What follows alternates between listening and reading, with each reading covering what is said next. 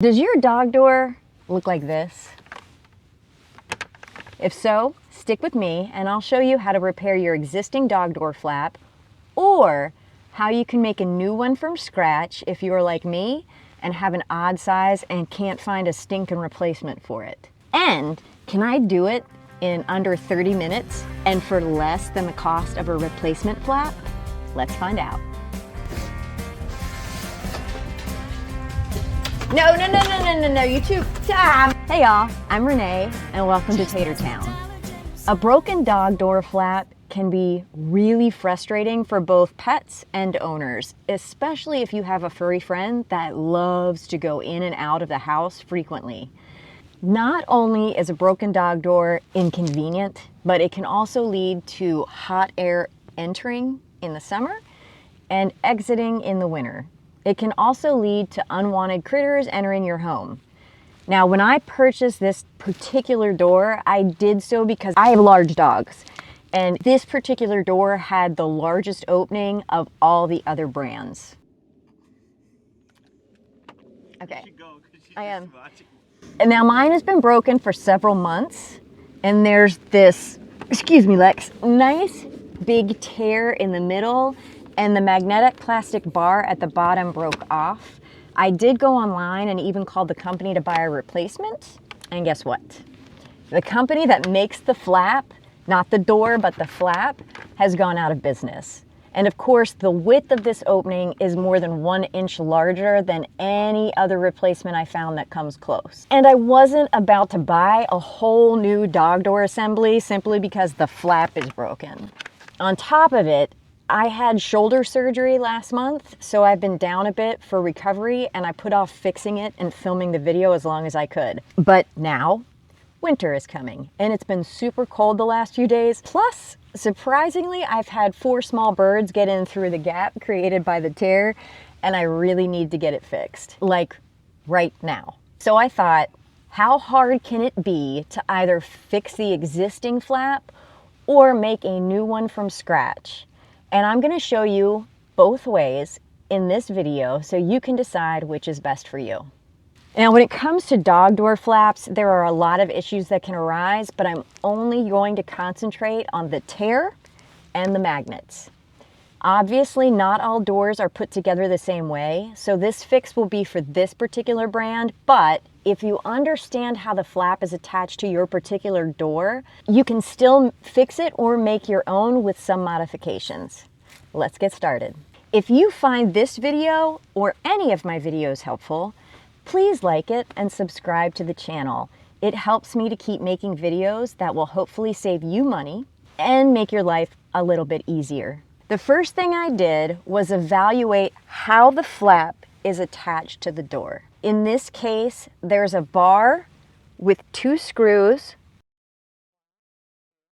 and the flap is sandwiched behind the bar and the frame and held in place by those screws. And the screws don't even go into the flap material, they're just holding it captive like a set screw. Now that I know this, I made a plan and figured out what materials I need.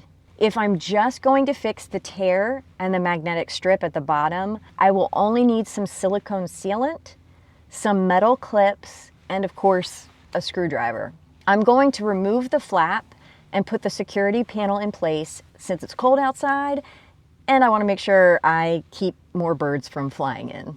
Make sure to keep those screws from wandering off so you don't have to buy new ones. I'm going to thoroughly clean the flap with some soap and water, and then with a little rubbing alcohol on the area where I'll place the sealant.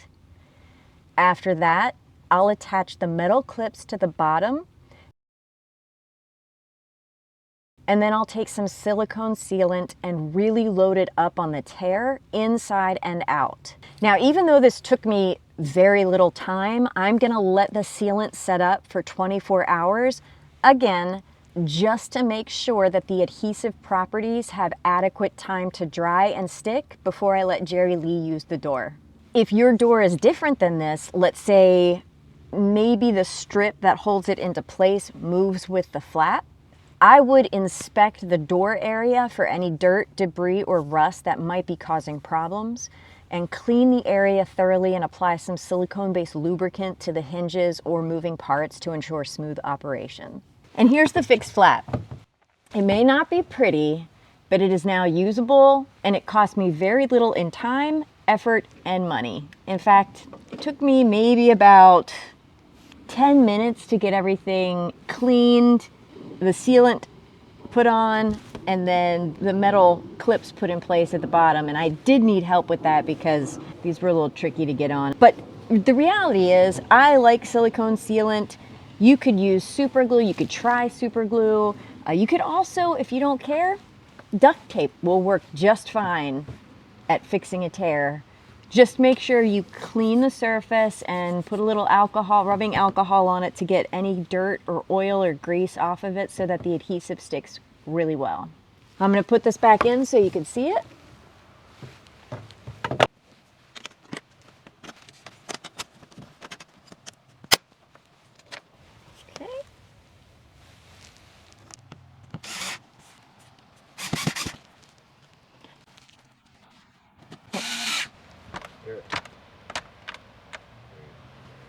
There we go. It's fixed and it works.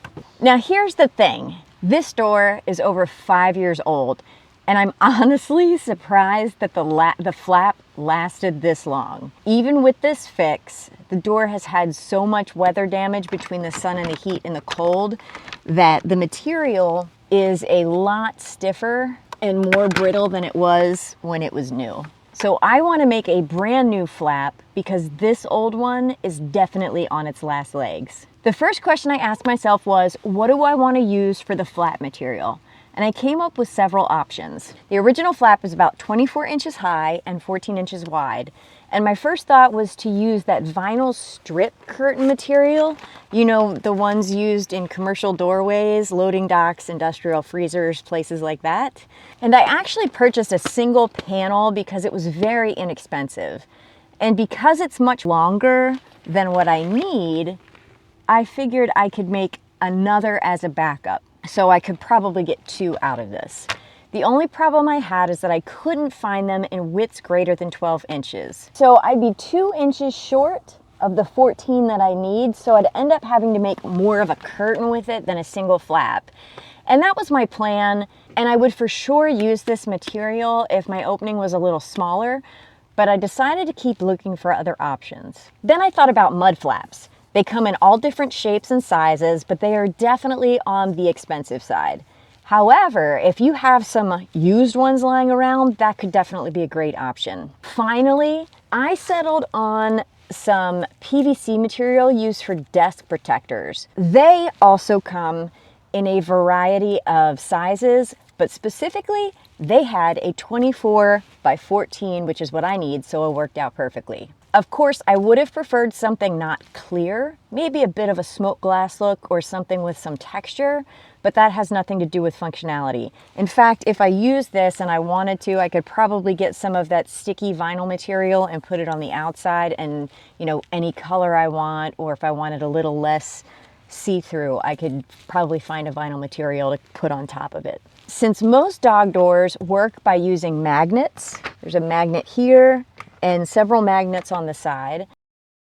They use magnets to keep the flap closed and in place. I needed to find some sort of metal clip that I could attach to the flap and that wasn't aluminum, so it would be strongly attracted to the magnet on the frame. Once you've decided on the flap material and your clips, you can make the replacement. Because the flap was already cut to the size that it needed to be, the only thing I had to do was adjust it and put the metal clamps on. So it really only took me about 10 minutes to set up the new flap. However, I did let it sit overnight. Hi, Jerry. You want to come up? You got it? You gonna use the dog door? Perfect timing. With the new flap, it came in this tightly rolled packaging. You know that plastic tends to stay in that position. So I ended up having to lay it flat, and I put some books on top of it. And I also took my hair dryer in order to heat up the plastic a little bit.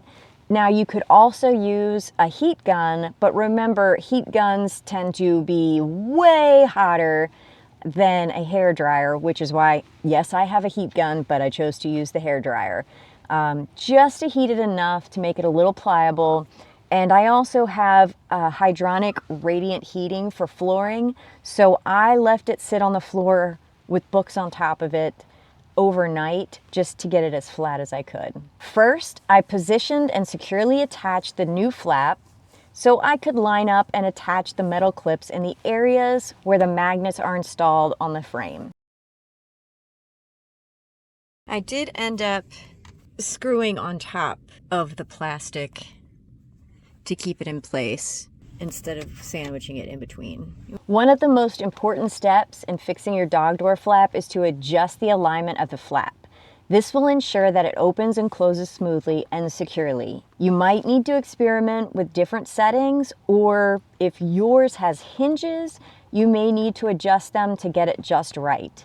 Take your time and don't be afraid to try different approaches until you get the desired result. And how much did this cost me?